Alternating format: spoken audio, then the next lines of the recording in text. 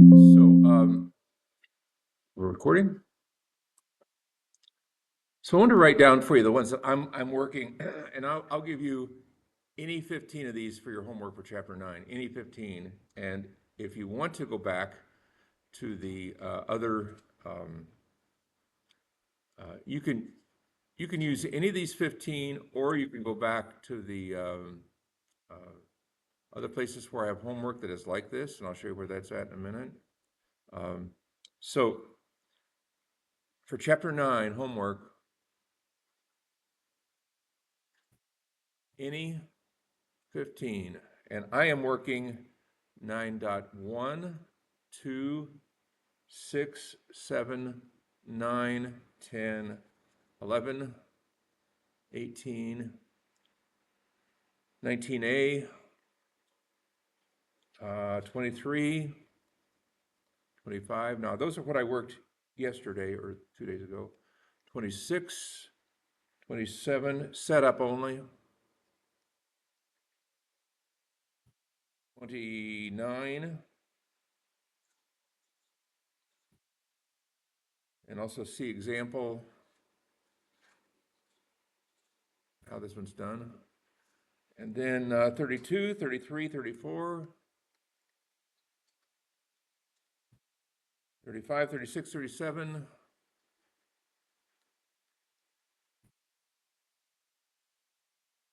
38, 40, 41, 43, 45, 49, and 50. I'm going to try to work all those. We may get tired and we may stop, but that's my goal. So that's what I wrote down as what I would like to accomplish. Those are the problems that I feel like are doable that we can do in this chapter. And I'll write those on the syllabus, but any 15. And also, if you want to, you can go back to my other area.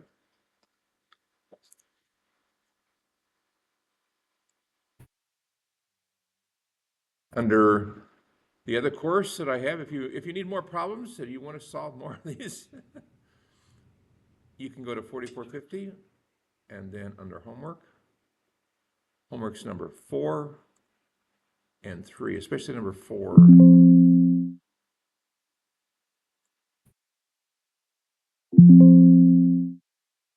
Okay.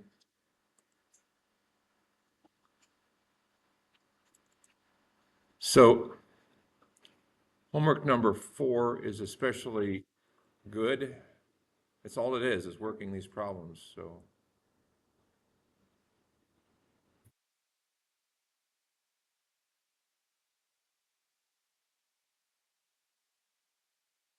let's show you all the problems that you can work from the automatic controls course, and there are many.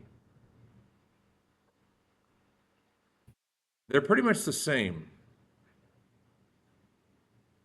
And if you look, some of these problems at examples in homework 4 are from the text that I copied from the McVeigh, or from the, not McVeigh, but the University of Illinois text that I copied and I gave you as well. So it's some of the problems I borrowed from there. So they're very doable. Here are those homework 4. This doesn't look familiar to you. Okay, so this is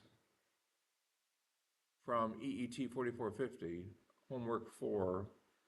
Look at these. These are, and again, any 15.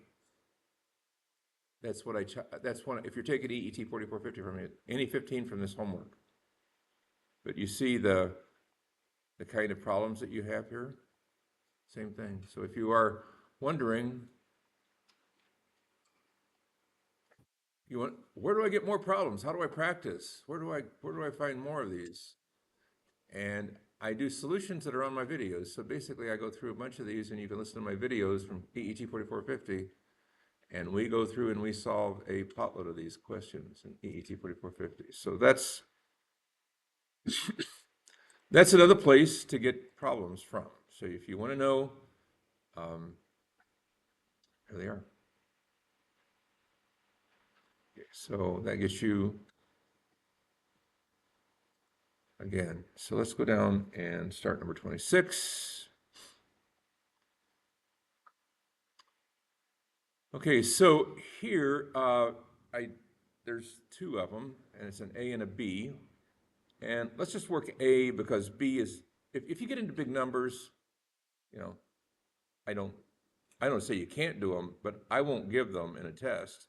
And it's just a painful process. Okay, so 926A is 16S squared plus 256. And this one isn't nice either, over S times S squared plus 8S plus 32, okay? And again, how do you know whether this is factorable or not? Well, you have to try the minus b plus or minus square root of b squared minus 4ac over 2a. Does this come out to be real or not? So it's b squared is 8 squared minus 4 times a times c, which is what?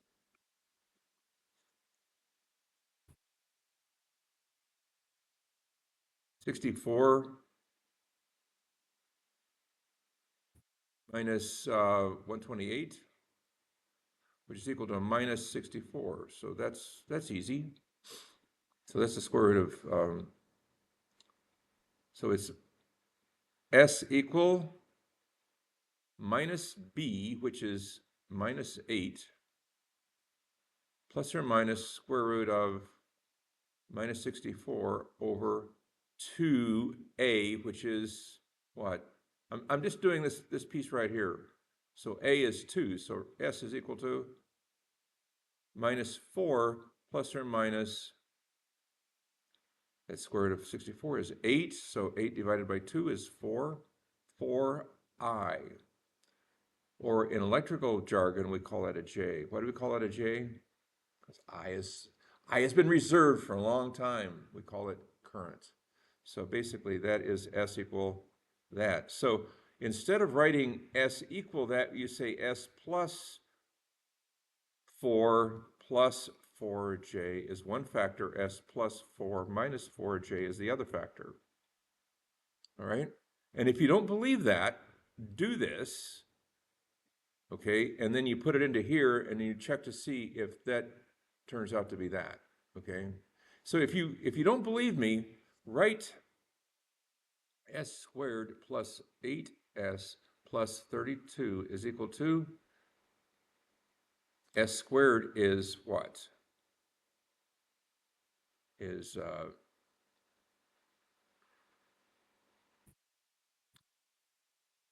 it's equal to S plus 4 plus 4J times S plus 4 minus 4J. See if that doesn't come out to equal that. All right? Let's try it. See if it works. Okay? So S squared is what? Excuse me. Let's get rid of all this stuff up here, and let's just do it. Okay? If you don't believe me, let's try it and see. Okay?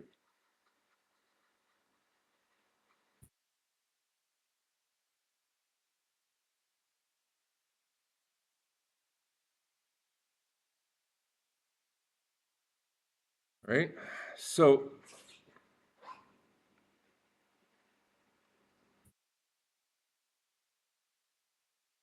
let's try S plus 4 plus 4J times S plus 4 minus 4J and see what we get.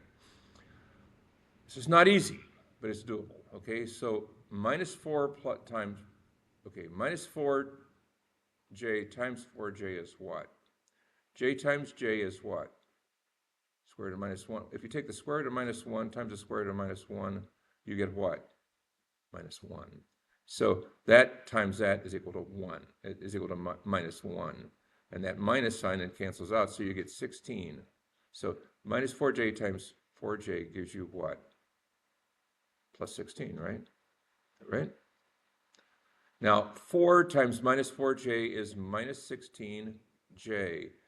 Minus 4J times S is minus 4JS. So that gets that term. Now this term is plus 16j. See, these terms start wiping out.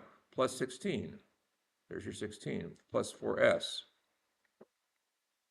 Okay? Then this term, s times 4j, plus 4js. S times 4,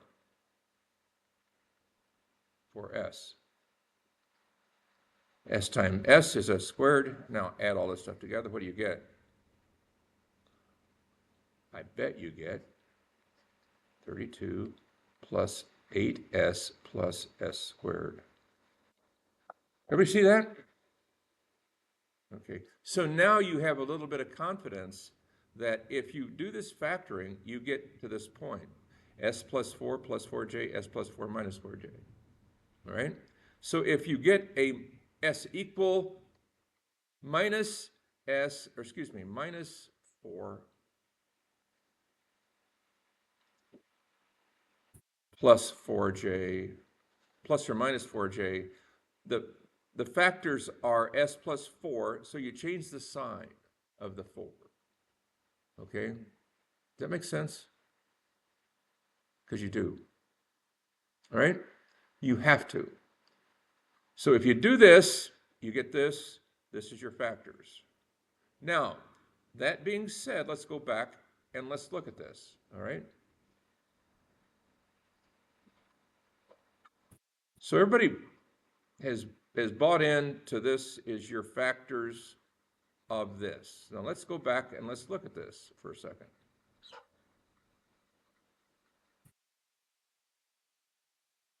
All right, get this erased.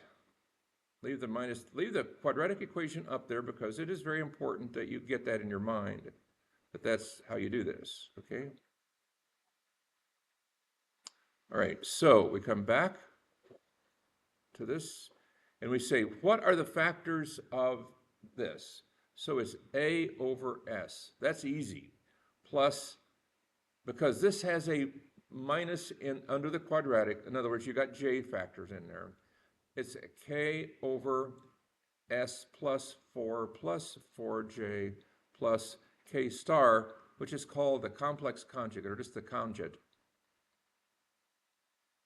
That's called the conjugate of k. The conjugate of k. Now, if you get k, you got k. You don't have to worry about k star. K star comes along for the ride, all right? But you write it because it's s plus 4 minus 4j, okay? Now what you do with this is you do the same thing you did before. Let s equal what? 0. Let s equal minus 4 minus 4j. Okay? You do that, and you get the answers. All right? Believe this or not, this works. So just follow along with me, and we'll get there. All right? Now, if you don't believe this, I got a bridge and whatever. I'm not going to try to joke with you. This is there's too much here to okay, so I want to get down here, and I want to erase this.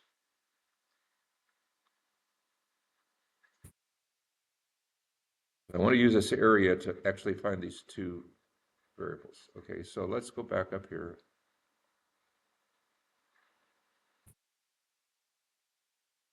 And then say, okay, so now I've got 16 times s squared plus 256 is equal to a times s squared plus 8s plus 32 plus b times s plus 4 minus 4j plus, excuse me, that's k. That's k right there, believe it or not, that's k. Plus k star, s times s plus 4j. All right, you buy that? Now here's where the calculator comes in, because with the 0, what happens? These drop out. These are the only ones left, okay?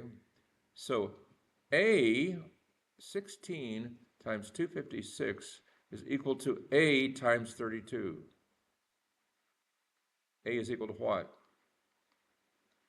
16 times 256 divided by 32. So you get your calculator out. Okay, 16 times 256 divided by 32 is equal to 120. A is equal to 120. So that's easy. So 120 over S transfers into what? Just 120. Everybody follow that? That's rule 1. Everybody got that? Write this down. If this process is very important.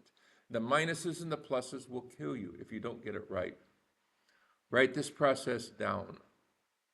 Okay? The process is important because the pluses and the minuses will get you. If you don't get it right, they will mess you up.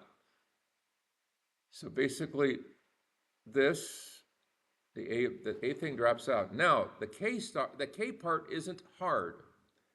Let me repeat it. It isn't hard. You go back up here and you say, let S equal minus 4J. Now watch what happens. Okay, the hardest part is getting this S squared, the S squared term, okay? So what happens to the A term? The A term drops out, right? The A term goes away. So there's 4, the A term, and I'm probably going to have to erase this up here to do this part of it. I'm going to have to go back and erase that. All right? So I'm going to have to go back up here and erase this part.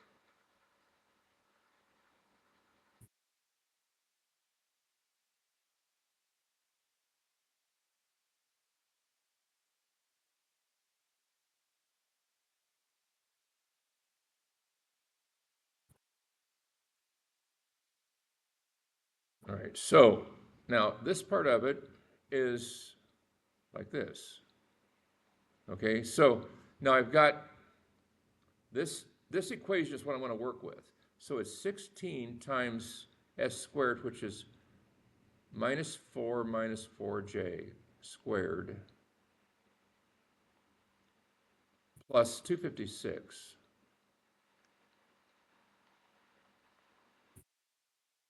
Is equal to, the A term drops out. The A term, this goes to 0. If you don't believe me, multiply this times S squared times that, and it goes to 0. So the A term goes to 0, is equal to K times what? S, which is minus 4J, times what? S plus 4 minus 4J, or minus 8J. Okay, now, what are you going to do with this? Well, you got to multiply this out. Minus 4J squared, minus 4J squared. Not easy. Minus 4J times minus 4J is what? Minus 16. Because the J times J is a minus 1. Minus and a minus cancel each other. The minus of the J's bring it down to minus 1, so that's that one. Plus 14J. So 16J, Ted.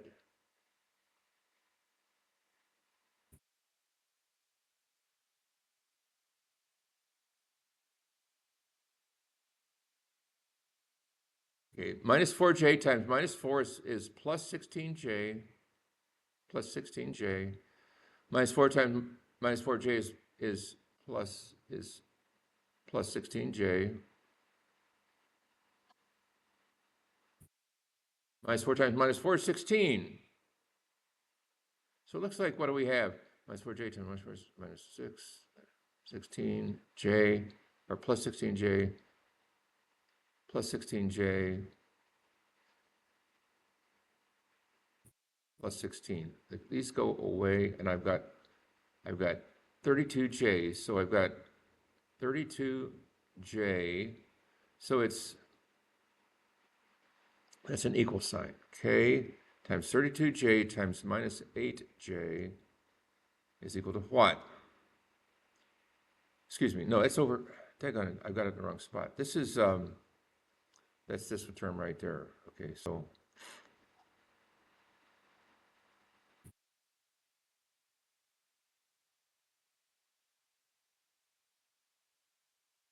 I did that wrong. Sorry about that.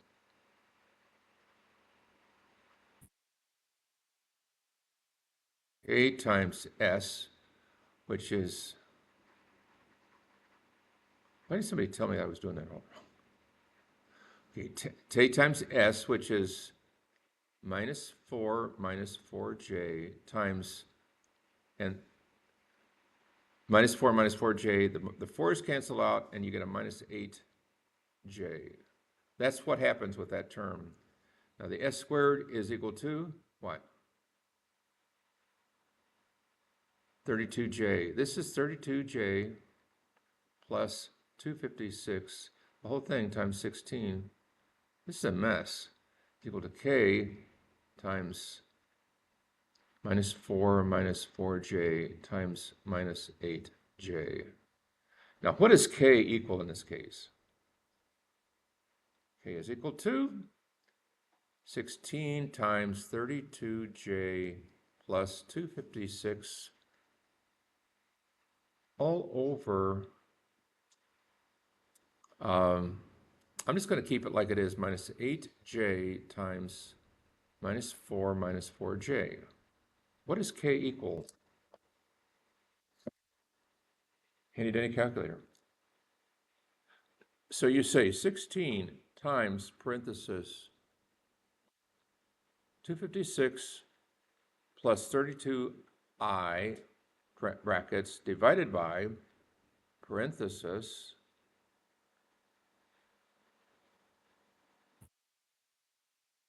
minus 8i times parenthesis minus 4 minus 4i parenthesis equal. What do you get? In rectangular, you get minus 56 minus 72i. What is it in polar?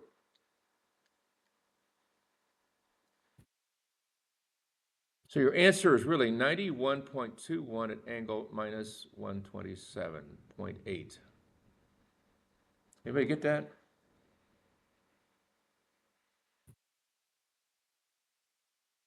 Anybody get that?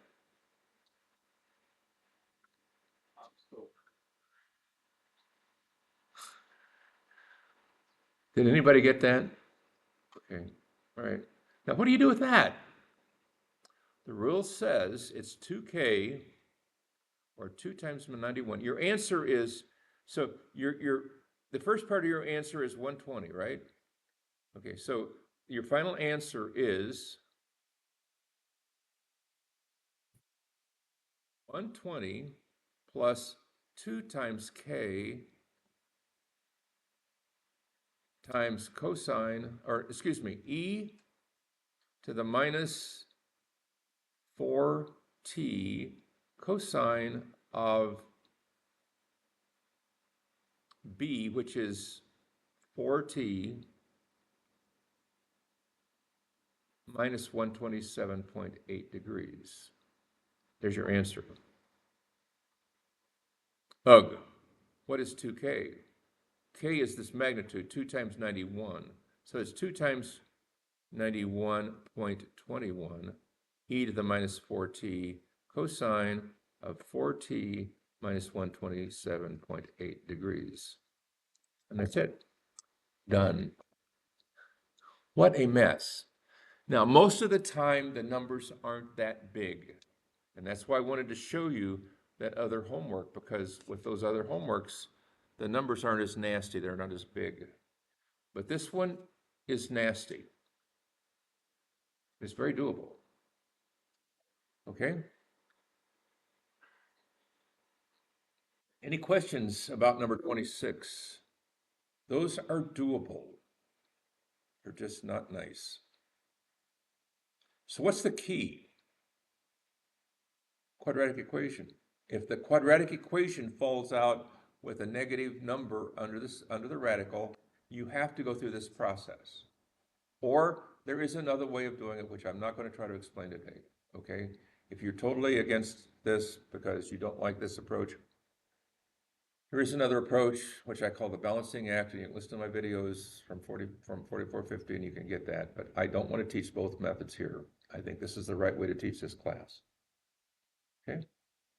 If you don't like the calculator, you're dead. Calculator is your best friend. If you can't get this through this calculator, if you can't get your calculator to do this, then you need to buy another calculator. And I have a 991 Casio 991EX. We got some 991ES Plus calculators, and they're very similar, okay? They do the same thing as well. So either one works. The 991ES is a little bit more up to date. This one's it's kind of cryptic. It does the job. 4 years ago, this was the style. Now they've moved on to the 991ES Plus, and this one is out of date. You can only buy it on eBay. But that being said, this one works, that one works. They all do the same basic thing. They do these calculations for you very, very quickly.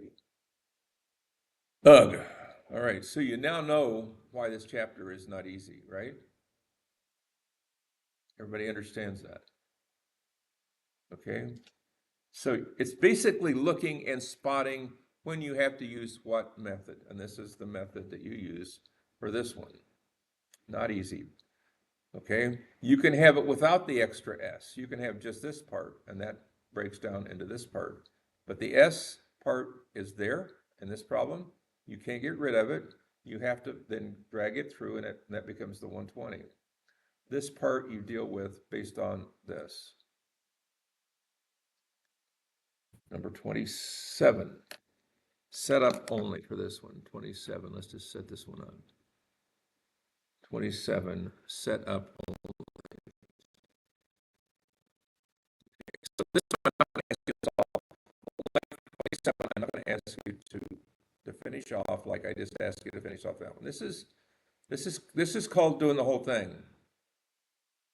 Number 27 is just say to set it up. So I want you to say how you would set up number 27, these two.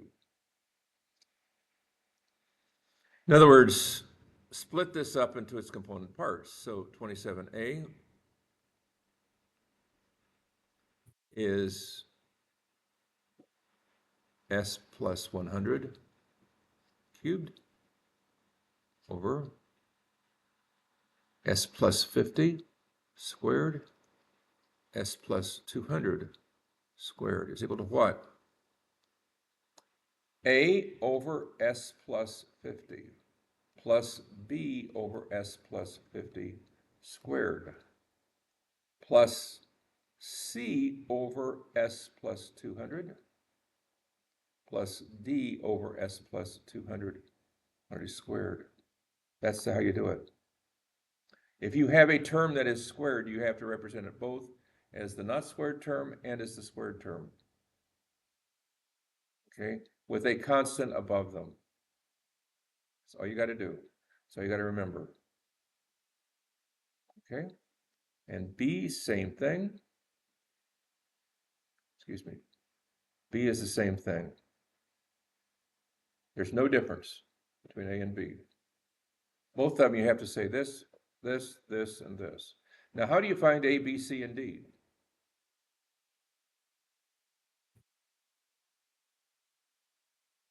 You have to do it by the balancing act. The S cubed terms, the S squared terms, the S to the 1 terms, and the S to 0 terms.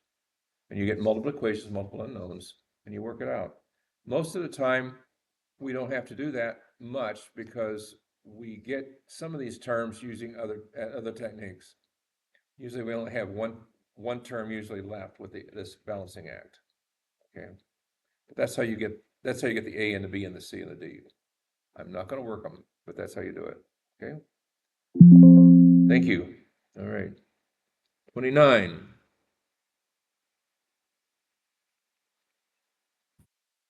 All right. Now, how do you do this?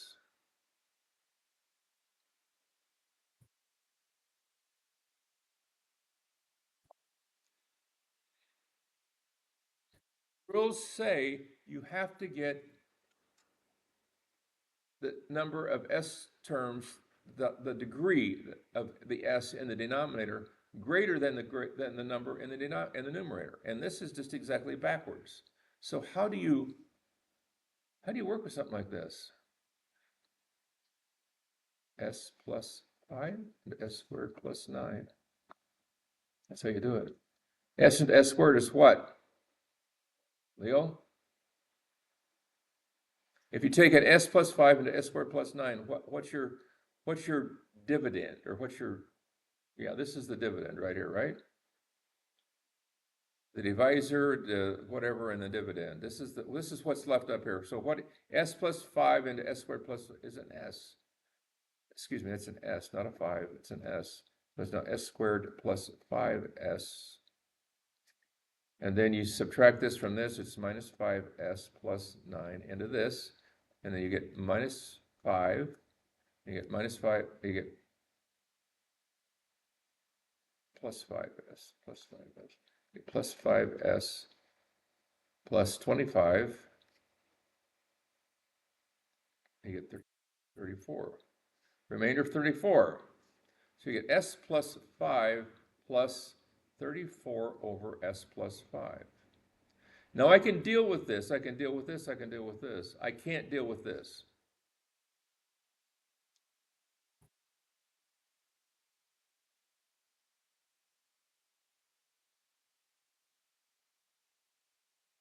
Oh my. So you subtract this term from this term. So it's minus 5S plus 9.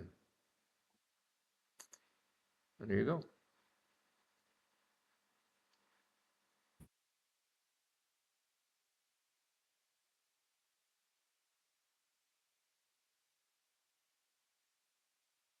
So can you deal with this? S plus 5 plus 34 over S plus 5? Sure you can. What is the S term?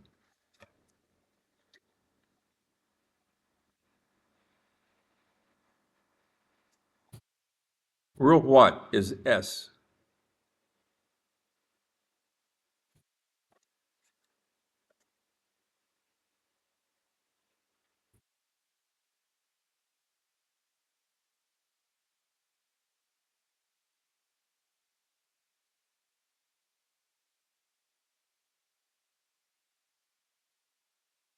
Anybody see it on the sheet?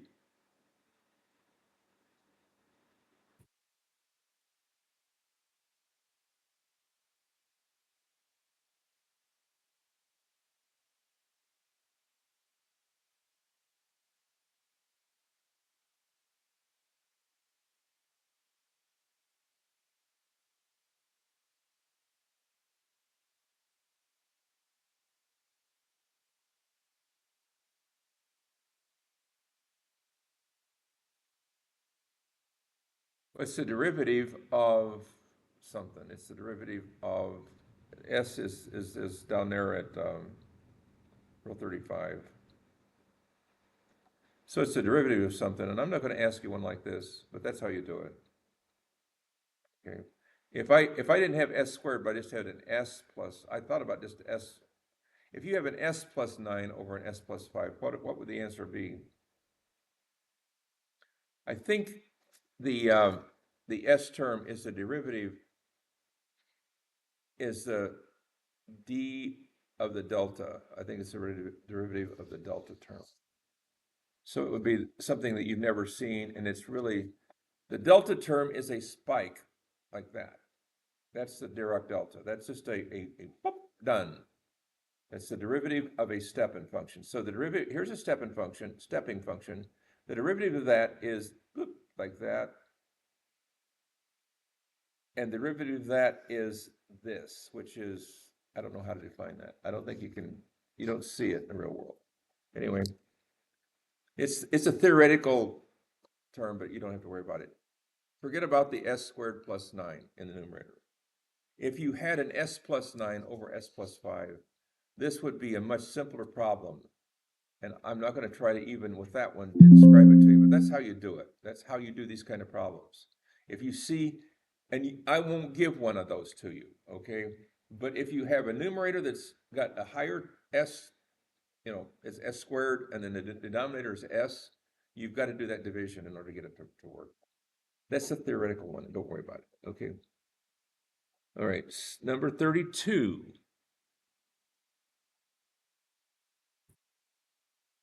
Right now, these problems here are questions having to do with poles and zeros. So if you have, like problem 932, if you have this, what are the X's and what are the O's?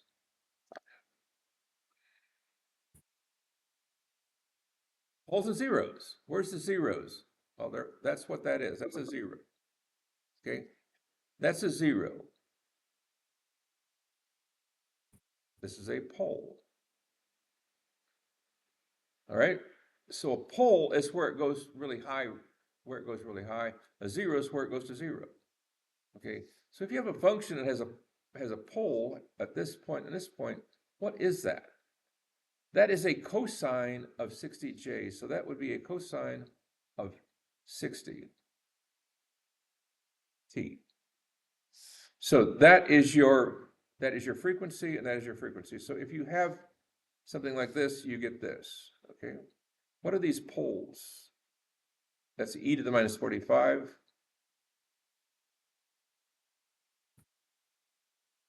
T, and that one is e to the minus 50, minus 90t.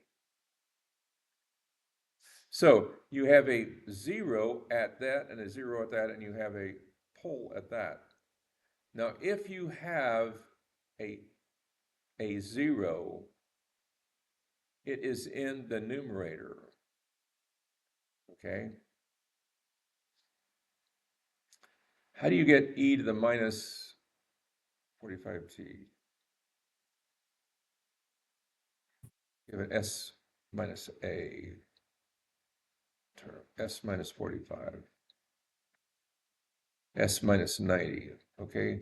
And these are in the numerator because they're zeros. So this equation would be s minus 45 in the numerator, s minus 90 in the numerator, and these are pluses, Ted, s plus that over what? Something with an s squared plus what? 60 squared in the denominator. That's how you get your poles and zeros. Now, as long as your poles and zeros are in the left half of the plane, it's stable. If it's in the right half of the plane, it is unstable. Cosine functions will always be stable. They will always be on the, oh, excuse me, this is, I'm sorry. This is the cosine part, and this is the, so you have s squared plus 60, and you have times, this part right here is this function. No, this is right. This is right. So you have basically this function. If you get where you feel like you don't understand this part of it, don't worry about it. Poles and zeros are not a big deal. Getting the answer to a question like a number 26 is a big deal. Poles and zeros part is just an afterthought. That's all it is. I won't ask you questions about this, but poles and zeros, if they're in the left half plane, you've got a stable solution. If they're in the right half plane, you've got what? You've got e to the plus t, and it explodes on you. It goes like that. Anytime you've got an e to the plus t, it goes that way. So anyway, poles and zeros in the left half plane, good to go. Poles and zeros in the right half plane, bad. And you can see it by your answer. If you got an e to the plus t, it is bad. If you look at the demo that I have in the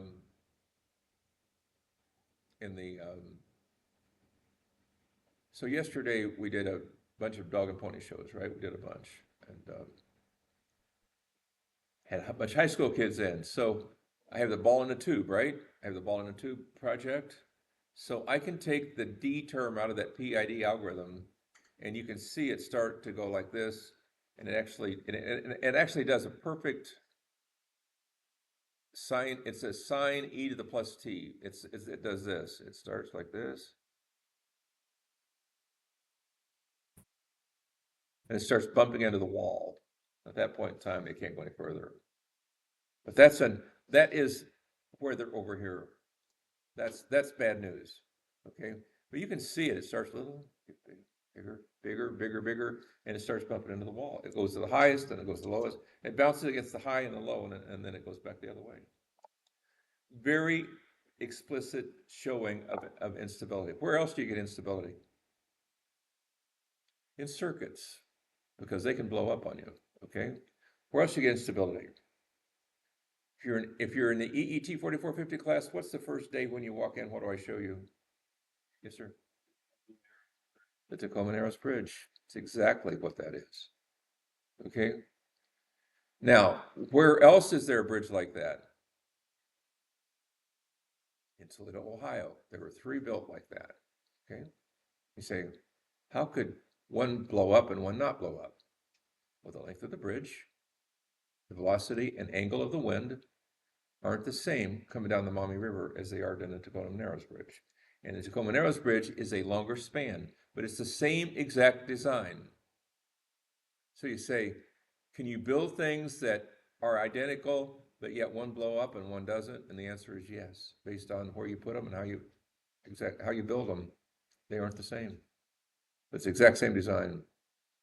It's a suspension bridge, and you can see the two. And if you ever you'll probably see if you look at the cables, if you study the cables on the high level bridge, you might see them move a little bit. I don't know, I haven't, but you can see the Tacoma Narrows, the cables actually swimming back and forth in their moorings. So anyway, this happens, and it happens in a lot of areas, and you got to be careful of it, but that's all this is about. Number 35, let's go to something that we can actually deal with. So this is down to 35. Now, what is this? 35 and 36 and 37 and 38 and 40 and 41 and 42. What is this? Well, this is what you got to deal with in chapter 10. Okay. So what do you deal with in chapter 10? You deal with a circuit, right?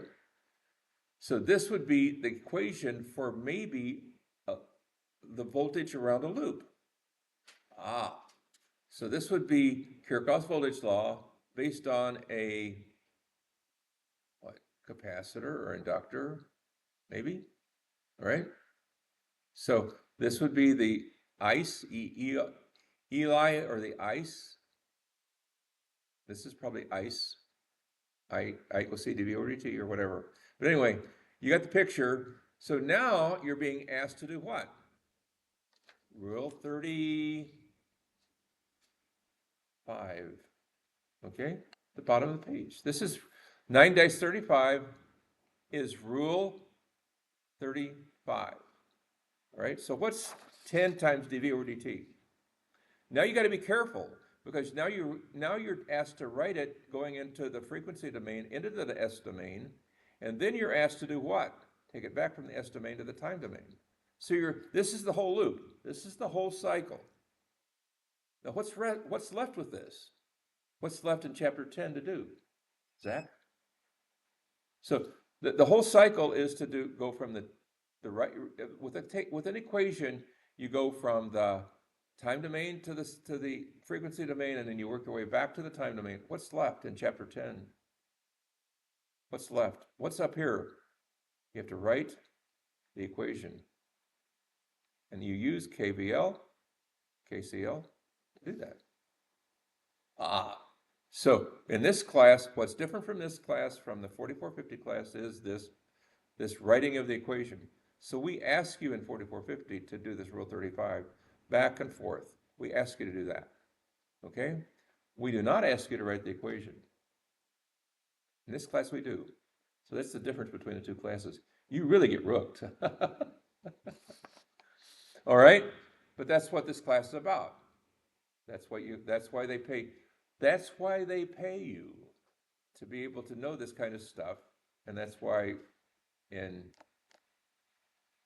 when you take your PE test, your fundamentals test, your PE test, you're asked to do stuff like this. Okay, not a lot, and it isn't hard, but this is part of what they ask you to do. All right. So what do you do here? Rule 35 says what? S times V. Did everybody see that? This is the derivative of V. And that F, if you take your sheet and look at Rule 35, it's a little F. It says this, F with a little thing. What is that? That's a derivative of F. So, and what is this? It's a derivative of V. So we write S times V times 10. And we write a bracket here. Why? Why do we put a bracket here? Because we have initial conditions. Minus what? F at 0, which is what? F at 0 is 50. When we start, the voltage was at 50. So at minus F at 0 is minus 50. Everybody agree with that? Do you see what I just did? I applied Rule 15, or Rule 35 to this. Plus 10 plus 100, Ted, V is equal to 0. Now, how do you solve this? Very simply. You scratch out the 10 and scratch out the 100 and make that a 10. Okay, and you basically sort and sift. Do you like sorting and sifting? Zach? You know what I mean by sorting and sifting? Okay. Get the V terms over here. It's S plus 10. Get the other terms over on their other side is equal to 50. Everybody agree with that? V is equal to, V is equal to 50 over S plus 10. What's the answer?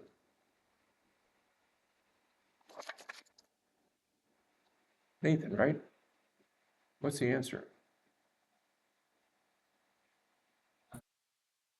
You got to. What's the answer? What is the answer off this sheet? What rule do you now use with something over S plus something? Yeah, rule 2. Piece of cake. Everybody see that? What's the answer? It's 50 e to the what? Minus 10t. And you're done. So the answer to the question, what V answers this equation, is that right there.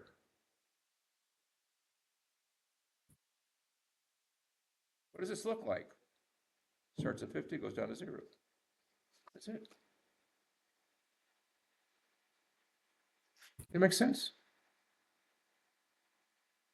Exactly what it does. What's tau? Tau is equal to 1 over 10, or 10, or a tenth of a second. So in a tenth of a second, it has gone 63% of the way to where it's finally going to be. In 5 tau, it's at 0. Everybody follow that? But this is how you do. This is the answer to how did you ever get all that stuff when you're taking 10, 10, and 10, 20, where you actually say, now this is the answer to this question, but I'm not going to tell you how we got there, but this is the answer to it. It's the 1 minus e to the minus t over tau, or e to the t over tau. Bingo, there it is. This is how you did that. It's exactly how you did that. And that's exactly how you prove that. So you don't have to take somebody's word for it anymore. Doesn't it feel good? Doesn't that feel like, now I know what's the, it's the Wizard of Oz. Who's the guy behind the curtain? You don't care anymore. You're done. You can figure out any question with any circuit using R's, L's, and C's. Now you're free from somebody saying, well, this is the answer, but I don't know how you got I don't know how you got it. But now you can. Any questions about that? Does that make sense? Does that make you feel a little bit better?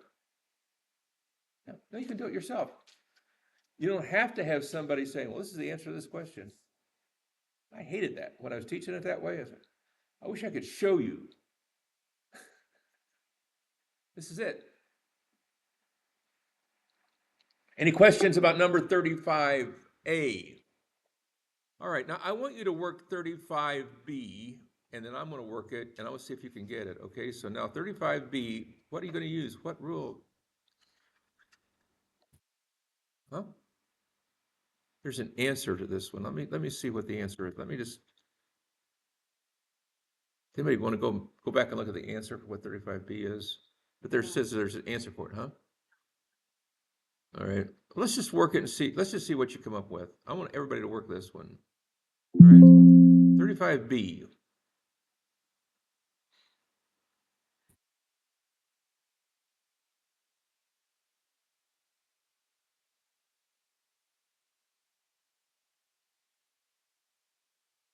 I want you to work at 30. It's dV over dt plus 150V is 150. Forget about the U of t. That goes away. V of 0 minus is equal to minus 5. In other words, up until t equals 0, you have minus, before t equals 0, you had minus 5 volts on it. And at that point in time, it changes. But up until that time, you had minus 5 volts. That's what that means.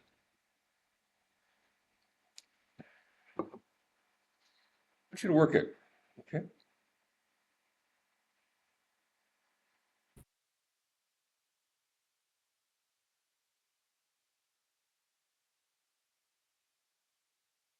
Drill 35, that's all it is.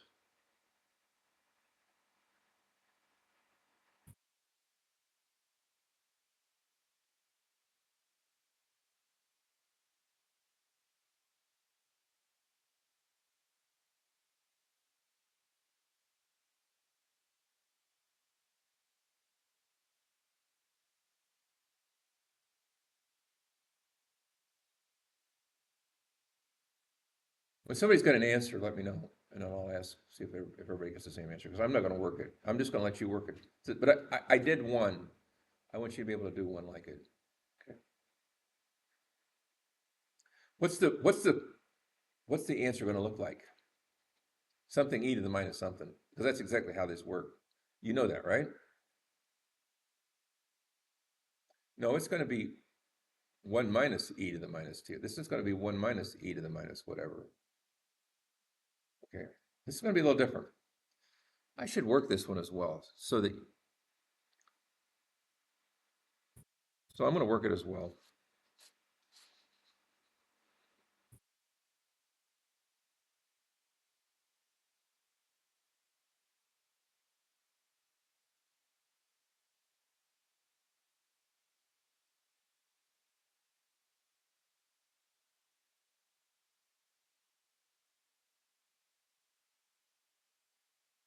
You cannot forget that that constant on the right is over s. You cannot forget that, or it'll cause you all kinds of grief.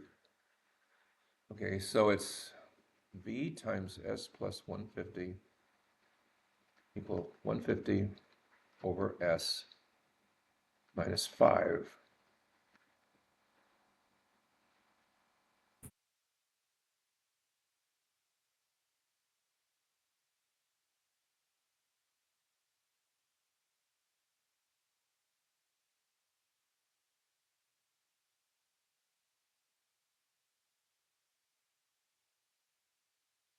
This is a little bit more than the other one. I'll grant you that. Okay, this is how you get started. Everybody get to this point?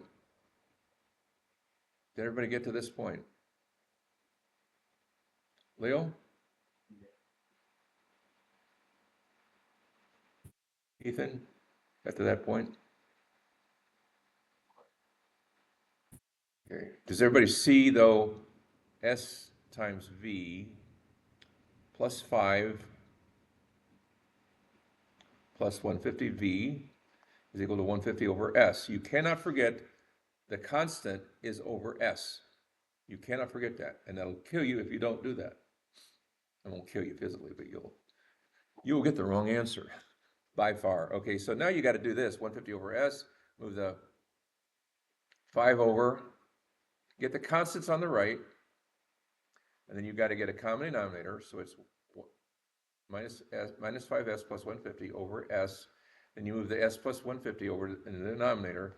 Now you've got it. Now, what's the split? A over S plus B over S plus 150. Say, what's B? How do you do that? Let S equal 0, let S equal 150, minus 150, minus 150.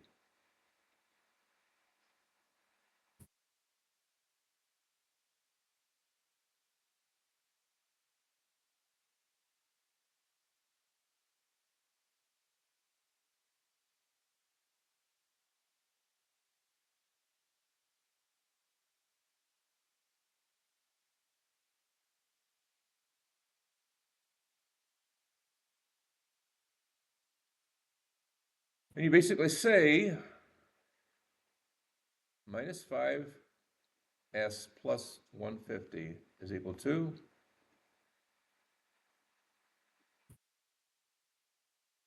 um,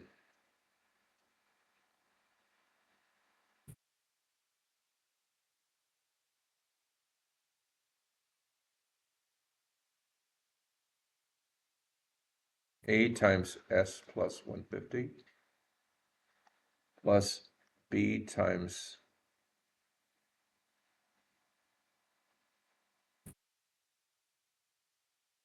S.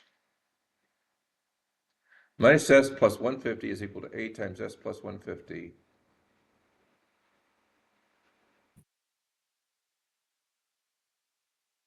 Yeah, we got 150 in two spots. That's confusing, but minus 5S plus 150 is equal to A times S plus 150 plus B times S. Let S equal 0. What is this for A equals 0? I gotta go back and get some more room.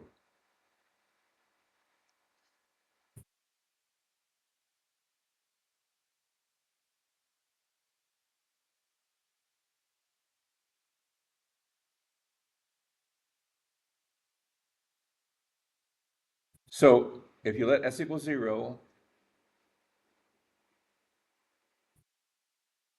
minus 5 times 0, 0, 150 on the right and the left-hand side is equal to A times 150, or A equals 1. If you let S equals, that's when let equals S equals 0, let S equal minus 150. So 150 is equal to B times 1 minus 150. B is equal to minus 1. So now I have my final answer. It's equal to what?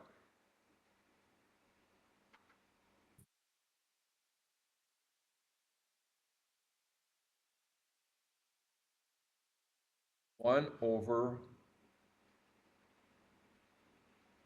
S minus 1 over S plus 150. This translates to 1 minus e to the minus 150t. There's your final answer.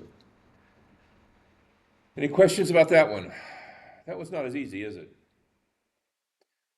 But that's the same process. Any questions about this one? Yes, sir.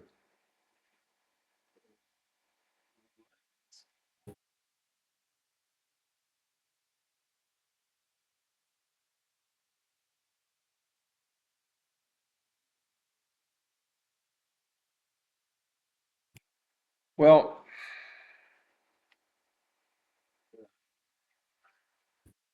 maybe I may have made a mistake there. Yeah, it's mine. Okay, yeah, you're right. Minus 5s. Yeah, you're right. 6. What is B equal? All right. Yeah, I buy that. Yeah. Very good. Good eye.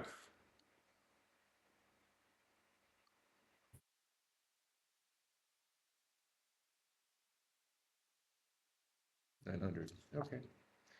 Any questions about that?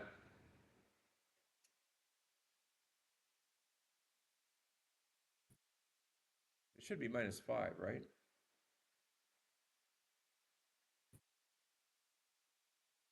No, it's -6. You're right, -6. Yeah, good. Any questions anybody's got? Do you see how this works? In spite of me messing it up. Now, what is the difference between A and B? This over here on the right, right? This is where you're doing the charging. This is where it's going like this. Whoop. This is B, 935 B, and 935 A was going like this, whoop, like that. It goes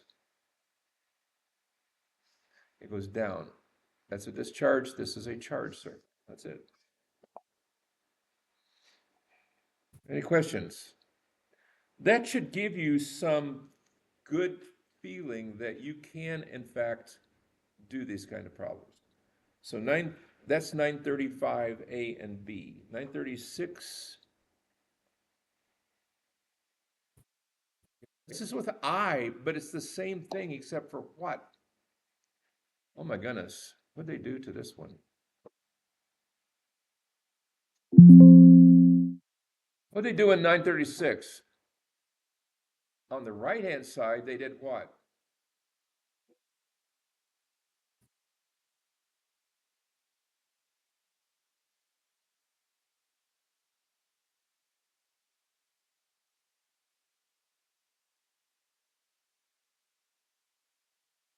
So I can do this. It's S times I minus, okay, it's zero, at zero minus zero. So it's just S times I plus 500 I on the left, but what is that on the right? 0.1 times what? What does this mean? E to the minus 100t, it means what? 0.1 over S plus 100. Ah. So now what they want you to do? Not a biggie. This is pretty straightforward. What is it?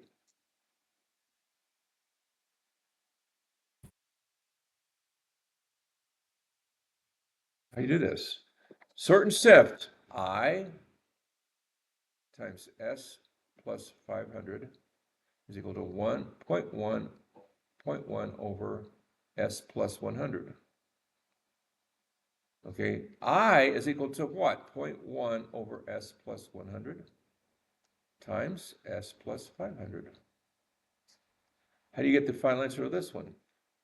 A over S plus 100 plus B over S plus 500.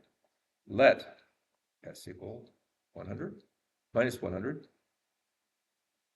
Let S equal minus 500. And you're done. Easy peasy. What's the final answer going to look like? Something times e to the minus 100t plus something times e to the minus 500t. And you're done.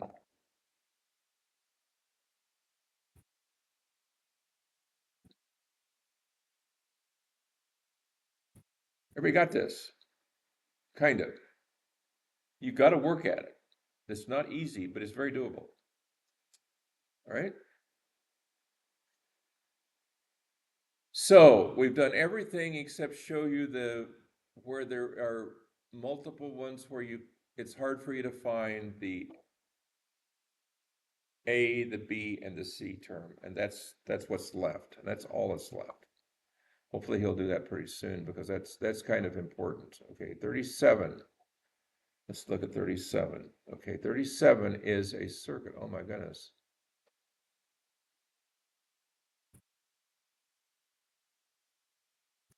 Now this one is really a chapter 10 question, except for the fact that they're asking you to start thinking about chapter 10, where you're actually in chapter 10, you're going to be writing equations. What can you say so far? Ice, Eli, right? Those are the two things you know, right? Do you know? What do you not waver on? Ice and Eli. I is equal to C dV. I can't write.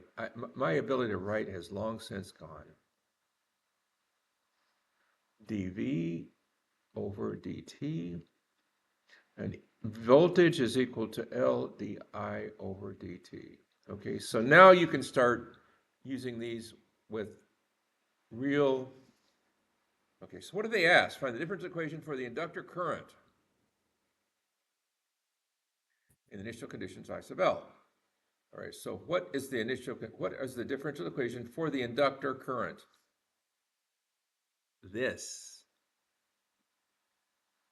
All right, the current dV, or what is I? If I have to, I'll do this, and this. So I is equal to what? 1 over L integral voltage dt, okay? Plus any initial conditions.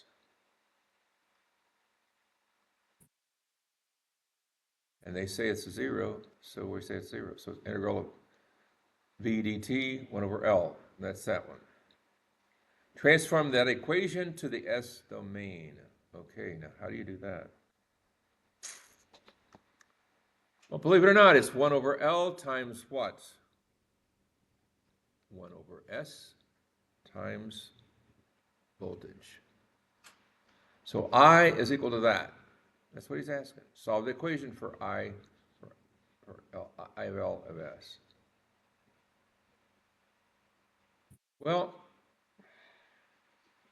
we're going to do that in the next chapter. So anyway, I'm not going to worry about that. But that's how you do that. That's all you do. That's all you do. Integral is 1 over S, derivative is S. That's all you, you need to remember this, and you need to remember that integral is 1 over S, and derivative is S. And you're in. All right, that's 37. We're going to go to 38. Okay, it's been in position for a long time, and it is moved to position B. The circuit is blah, blah, blah, blah, blah, blah, blah. Find the difference equation for the inductor current. Well, there it is. In this case, it is what? Well, it's still this. This is,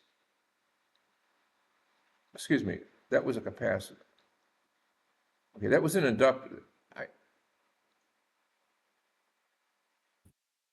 Yeah, this is what I did. Okay, this is the same basic equation. All right, I'm not going to ask you to solve this because this is something that you will end up doing in chapter. This is really asking you to work chapter 38. Okay, I'm not going to ask you to do that yet. And now let's go to 40. So this one is asking you to solve a second order differential equation, which you will not have to do except for the fact that they ask you to do it here. Okay, so how would you do something like 40? By the way, we're almost done with this chapter. These questions are, this is a chapter, you really don't have to do second order equations. You just have to do first order equations and integrals. But anyway, how do you do this one? This is rule 36 on your sheet. That's all it is. And 41, the switch has been open for a long time. And they give you values. Find the differential current in IL. Well, I'm not going to ask you to do this one yet because this is chapter 30. This is chapter 10. That's a problem in chapter 10. 43, again, chapter 10. 45, same thing. Here, well, we'll worry about this in chapter 10 and also 50. We'll worry about this in chapter 10.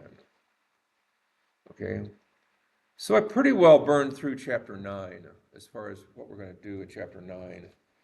But I want you to understand that chapter 10 will actually use what we've studied here, but quantify it a little bit so that it is, I mean, Why they asked these questions, these last few questions in chapter 9, I don't know. But we're going to move to chapter 10, and in chapter 10, you'll actually be able to do these, okay? You'll actually be able to answer these questions and many more. So these last few questions, I want to propose we just stay with.